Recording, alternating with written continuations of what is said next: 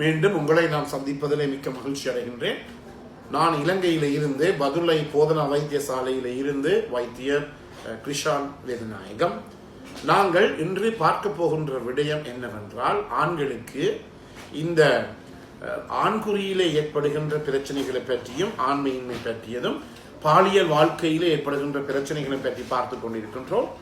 நேரடியாக தொடர்பு கொள்ள விரும்பினால் வாட்ஸ்அப்பின் ஊடாக வெளியூர் நண்பர்கள் 0094-737-35-62-45 மூலம் தொடர்பு கொள்ள முடியும். உள்ளூர் அன்பர்கள் 0777-35-62-45 மூலம் தொடர்பு கொள்ள முடியும்.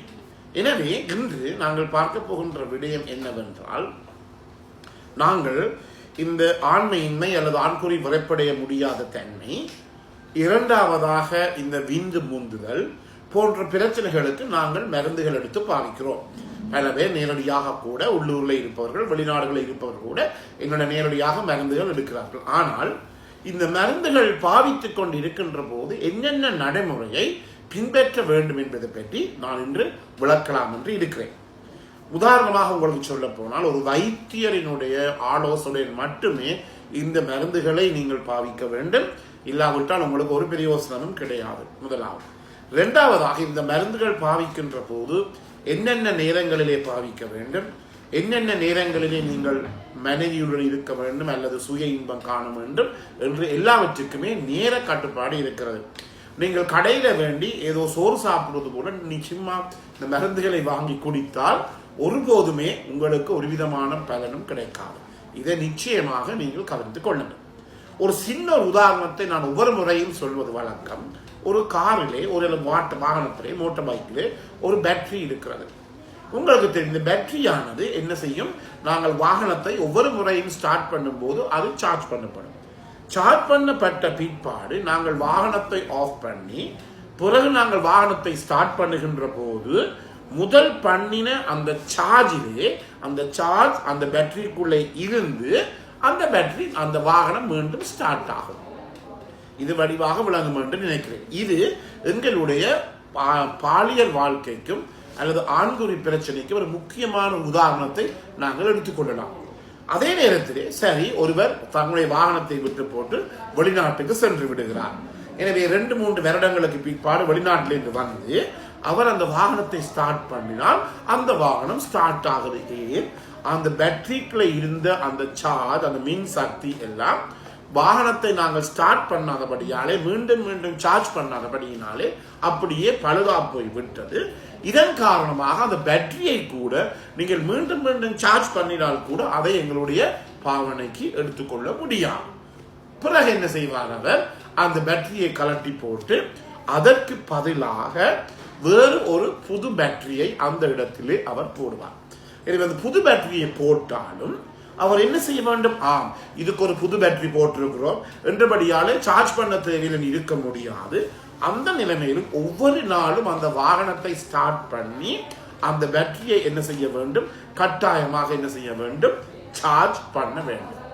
இது முக்கியமாக நாங்கள் கவனத்துக்கு கொடுக்க வேண்டிய ஒரு விடயம். அதே போலத்தான் எங்களுடைய ஆண்குறி, உங்களுக்கு தெரியும், நாங்கள் நிகழ்ச்சியை நீங்கள் தொடர்ந்தியாக பார்த்திருந்தால் தெரியும், எங்களுடைய இந்த ஆண்குறி பிரச்சனைக்கு, விரைப்புத்தன்மை இல்லாத பிரச்சனைக்கு நாங்கள் மருந்துகளை கொடுக்கின்றோம். முதலாவது மருந்து என்ன, அந்த ஆண்குறிக்கு செல்லுகின்ற இரத்தத்தினுடைய அளவை அதிகரிப்பது, பிறகு ஆண்குறியிலே இருந்து வந்த இரத்தம் வெளியிலே போகாமல் தடுப்பது, இவ்வாறு போன்ற வேலைகளை நாங்கள் கொடுக்கின்ற மருந்துகள் செய்கிறது. இவ்வாறு இருக்கின்ற போது நாங்கள் ஆண்குறி நாங்கள் பாவிக்காமல் விட்டால் இந்த மருந்துகளை போட்டால் கூட ஒரு பிரயோசனமும் கிடையாது. ஏனெனில் எவ்வாறு பேட்டரியை சார்ஜ் பண்ணாவிட்டால் அது பேட்டரி அப்படியே பழுதா போடி விடுவது போலத்தான் நாங்கள் பெண்ணிடனோ அல்லது இந்த மெஸ்டுபேஷன் என்று சொல்லப்படுகிற கைப்பழக்கமோ சுய இன்ப பழக்கமோ இல்லாமல் இருந்தால் அந்த ஆண்குறிக்கு வேலை கொடுக்காம நாங்கள் மருந்துகளை குடிக்கின்றோம். ஆண்குறிக்கு போகின்ற இரத்த ஓட்டத்தை அதிகரிக்கின்ற மருந்துகளை கொடுக்கின்றோம். அதே நேரத்திலே அந்த ஆண்குறியை நாங்கள் பயன்படுத்தாமல் விட்டால் அது அப்படியே அதை பாவிக்க முடியாமல் போய்விடும். எனவேதான் சில பேர் திருமணம் முடிக்கவில்லை. சில பேர் என்று சொல்வது கொலை, பல பேர் திருமணம் முடிக்கவில்லை. போக போக போக என்னுடைய ஆண்குறி சிறிதாகிக் கொண்டு வருகிறது. இதற்கு நான் என்ன செய்ய வேண்டும் போன்ற பல பிரச்சனைகளை என்னுடன் அவர்கள் கதைக்கிறார்கள். எனவே இந்த பிரச்சனைக்கு ஒரு தீர்வு என்னவென்றால், இந்த பிரச்சனைக்கு ஒரு தீர்வு என்னவென்றால் நாங்கள் என்ன செய்ய வேண்டும், இவற்றுக்கு நாங்கள் ஒரு மாற்றீடாக அந்த அதாவது மருந்துகளை குடித்து நாங்கள் உங்களுடைய மனைவியுடன் பாலியல் ரீதியான தொடர்புகளை மேற்கொள்ள வேண்டும். அல்லது மருந்துகளை குடித்துக் கொண்டு உங்களுக்கு மனைவி இல்லை அல்லது ஒரு பெண் துணை கேர்ள் ஃப்ரெண்ட் இல்லாவிட்டால் நீங்கள் என்ன செய்யலாம், இந்த கைப்பழக்கத்தை அல்லது மெஸ்டுபேட் பண்ணி உங்களுடைய ஆண்குறிக்கு வேலை கொடுக்க வேண்டும். இது மிகவும் முக்கியம். சும்மா மருந்துகள் போட்டுக்கொண்டிருக்கின்ற போது அதனாலே பயன் ஏற்படும் என்று தயவு செய்து நினைக்க வேண்டாம். ஏனெனில் இந்த பேட்டரி சார்ஜ் பண்ற நான் சொன்ன கதையை வடிவாக யோசிச்சு கொள்ளுங்கள். உங்களுக்கு தெரியும், இன்று உலகத்தில் எடுத்துக்கொண்டால் 100க்கு 33 வீதமானவர்கள், 33 இருந்து 60 வீதம் என்று சொல்லுவார்கள், இந்த ஆண்குறி அதாவது இந்த இரெக்டல் டிஸ்ஃபங்க்ஷன் என்று சொல்லப்படுகின்ற இந்த ஆண்குறி விரைப்படைய முடியாத பிரச்சனை இருக்கின்றது. எனவே இது உங்களுக்கு மட்டுமோ எனக்கு மட்டுமோ இருக்கிற பிரச்சனை அல்ல, அனைவருக்கும் இருக்கிற பிரச்சனை. அது ஒரு நோயாகவோ, இந்த இரெக்டல் டிஸ்ஃபங்க்ஷன் ஒரு நோயாகவோ ஒரு பிரச்சனையாகவும் நீங்கள் எடுத்துக்கொள்ள முடியாது. இது சாதாரணமான ஒரு விடயமாகத்தான் இதை நீங்கள் எடுத்துக்கொள்ள வேண்டும். எனவே அதே நேரத்திலே உங்களுக்கு தெரியும், நான் மீண்டும் சொல்லி இருக்கிறேன், சில பேர் இந்த இரத்தத்தில் இருக்கிற டெஸ்டோஸ்டெரோன் அளவை அவர்கள் சோதிக்கிறார்கள், மிகவும் நல்லது. ஆனால் டோட்டல் 2 முறையான டெஸ்டோஸ்டெரோன் இருக்கிறது. டோட்டல் டெஸ்டோஸ்டெரோன், இரண்டாவது ஃப்ரீ அல்லது ஆக்டிவ் டெஸ்டோஸ்டெரோன், அதாவது இரத்தத்தில் இருக்கின்ற டெஸ்டோஸ்டெரோனை முழு அளவு முதலாவது, இரண்டாவதாக வேலை செய்கின்ற அல்லது தானாகவே இருக்கின்ற இந்த டெஸ்டோஸ்டெரோன் அளவு. எனவே இதிலே நாங்கள் எத்தனை மணிக்கு நாங்கள் சோதிக்க வேண்டும் என்றால், சரியாக காலையிலே 9 மணிக்கு தான் இந்த டெஸ்டோஸ்டெரோனை நாங்கள் பார்க்க வேண்டும். தயவு செய்து பின்னேரங்கள், இரவு எனக்கு வேலை இல்லை, காலையில நேரம் இல்லை என்று சொல்லி போட்டு பின்னேரங்களில் இரவிலே அல்லது மதிய நேரத்தில் இந்த டெஸ்டோஸ்டெரோனை பார்க்க வேண்டாம். அப்படி பார்த்தால் எங்களுக்கு வருகின்ற அந்த டெஸ்டோஸ்டெரோனுடைய அளவு ரிப்போர்ட் ஆனது சரியாக அதை நாங்கள் பகுத்தறிய முடியாது, இன்டர்பிரேட் பண்ண முடியாத பிரச்சனை எங்களுக்கு ஏற்படக்கூடியதாக இருக்கும். எனவே இதை நீங்கள் கவனித்துக் கொள்ள வேண்டும்.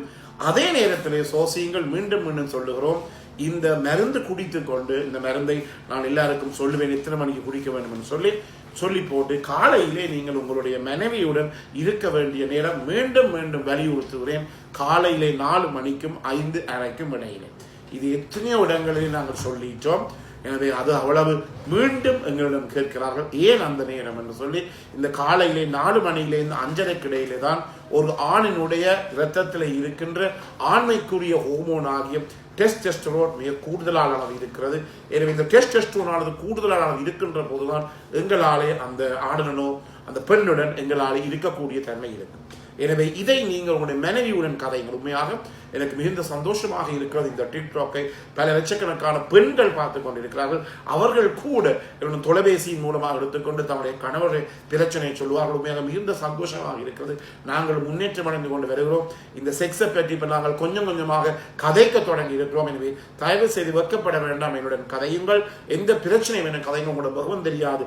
சில பேருக்கு நான் சொன்னேன், ஒருவரை நான் கேட்டு நீங்கள் எங்கே இருந்து கதைக்கிறேன்னு சொல்லி, டாக்டர் இதை கட்டாயம் நான் சொல்லணுமான்னு சொன்னார். அதுக்கு பிற்பாடு நான் எங்கே இருந்து அவர் பேசுகிறார் என்று சொல்லி நான் கேட்பது கூட கிடையாது. எனவே கட்டாயமாக இந்த பிரச்சனை இந்த வெளிவருவதற்கு உதவி செய்ய, இல்லாவிட்டால் இது ஒரு பெரிய பிரச்சனையாகி அந்த கணவர் அந்த ஆண் மதுபானத்துக்கு அடிமையாகவோ போதைப் பொருளுக்கு அடிமையாகக்கூடிய சந்தர்ப்பங்கள் கூடுதலாக இருக்கிறது.